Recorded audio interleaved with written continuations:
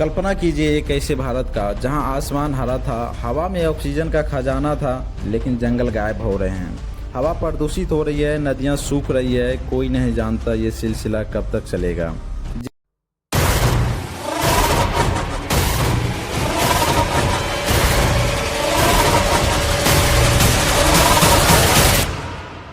जय हिंद दोस्तों।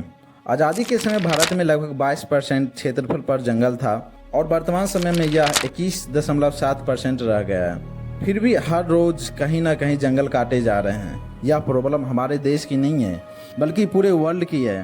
Food and agriculture organisation के अनुसार प्रत्येक साल पूरी दुनिया में लगभग 10 मिलियन हेक्टेयर जंगल को काटा जाता है।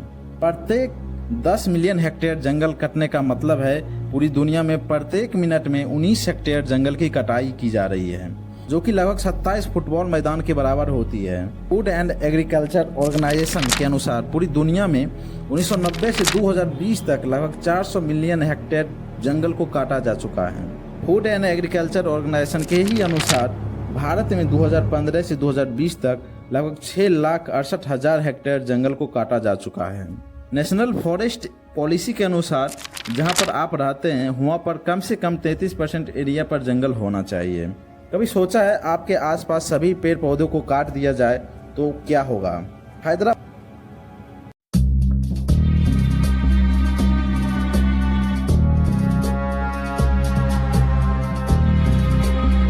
हैदराबाद में स्थित कांचागाची वाली जंगल, जिसे हैदराबाद का लंग्स कहा जाता है, जहां कभी जिंदगी के हर रंग मिलते थे, आज वहां खामोशी ही खामोशी रह गई है। एक एक पेड़ जब गिरता है तो वह लकड़ी नहीं होती है, वह किसी का घर होता है, किसी का सपना होता है, किसी पक्षी का।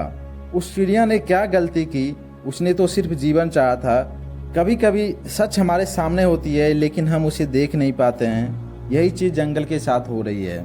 यदि इसी तरह जंगल कटती रही तो केदारनाथ में आए बाढ़ जैसी घटना कहीं पर भी दोबारा हो सकती है। दिल्ली जैसे शहर प्रदूषण से तबाह हो जाएंगे, हवा जहरीली हो जाएगी, नदियां सूख जाएगी। आने वाले कुछ समय में गंगा जैसी नदी सिर्फ नाम की गंगा रह जाएगी। आदिवासियों की आत्महत्या के मामले बढ़ते जाएंगे। प्राचीन जड़ी बूटियाँ जो पहले मिलते थे अब मिलने बंद हो जाएंगे। कोविड जैसी बीमारियाँ या उससे ज़्यादा खतरनाक बीमारियाँ आ जाएगी। हमारी आने वाली अगली पीढ़ी सांसों के लिए तरस जाएगी। फिर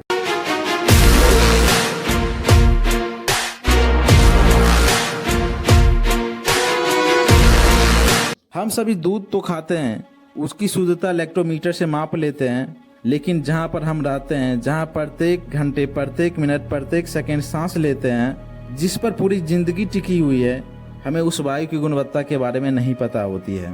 हम खाना और पानी के बिना कुछ दिन जिंदा तो रह सकते हैं, लेकिन हवा और ऑक्सीजन के बिना कुछ मिनट भी जिंदा नहीं रह पाएंगे। हवा की गुणवत्ता को मापने के लिए AQI का उपयोग किया जाता है, जिसका मतलब होता है air quality index. Air quality index 2023 के अनुसार 134 देशों में भारत का स्थान तीसरा था और एयर क्वालिटी इंडेक्स 2024 के अनुसार 140 देशों में भारत का स्थान 5वां था, जिसका मतलब भारत के कई शहरों में AQI बहुत ही खराब है। जिस प्रकार दूध की शुद्धता मापने के लिए इलेक्ट्रोमीटर से दूध में घनत्व को मापा जाता है, उसी प्रकार AQI से पार्टिकुलर मैटर PM10 और PM2.5, carbon monoxide, sulphur dioxide, nitrogen oxide, ammonia, ozone को मापा जाता है। फिर हवा की गुणवत्ता को बताया जाता है। आप जिस भी शहर में हैं, जहां आप रहते हैं, आप उस शहर की हवा की गुणवत्ता आराम से जान सकते हैं। आप गूगल पे जाएं, उस शहर का नाम लिखें, उसके आगे AQI लिख दें और सर्च कर दें। आपको 1 सेकंड में पता चल जाएगा कि उस शहर की AQI रेटिंग कितनी है। हवा की गुणवत्ता मापने के लिए AQI में रेटिंग दिया जाता है, जो 0 से 500 तक होती है। ये जितना कम होगा, वायु की गुणवत्ता उतनी ही अच्छी अधिक मानी जाएगी। 0 से 50 तक बहुत अच्छा माना जाता है। 51 से 100 के बीच संतोषजनक माना जाता है। 101 से 200 के बीच मध्यम और 201 से 300 के बीच खराब और 301 से 400 के बीच बहुत ही खराब और 401 से 500 के बीच बहुत ही खराब और गंभीर माना जाता है। काश भारत के दिल्ली जैसे बड़े शहरों में हवा की गुणवत्ता ठीक होती तो आज भारत में फेफड़ों का कैंसर, अस्थमा, हृदय रोग जैसे पेशेंट इतने अधिक संख्या में देखने को नहीं मिलता। हवा की गुणवत्ता को सुधारा जा सकता है। अधिक से अधिक संख्या में पेड़ लगाना होगा और जंगल को किसी भी कीमत पर बचाना होगा।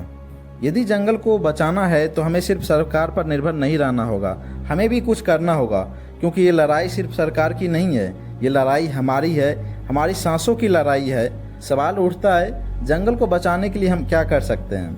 यदि कहीं पर भी आप बिना अनुमति के जंगल या पेड़ को काटते देखें तो आप फॉरेस्ट डिपार्टमेंट या लोकल अथॉरिटी को सूचित कर सकते हैं। जिस प्रकार वर्तमान समय में काचागाची वाली जंगल को बचाने के लिए हैदराबाद के सेंट्रल यूनिवर्सिटी के स्टूडेंट ने आंदोलन किया, उसी प्रकार कहीं भी जंगल को बचाने के लिए हमें भी आंदोलन को सपोर्ट करना होगा, चाहे फिजिकली रूप से हो या सोशल मीडिया के द्वारा हो।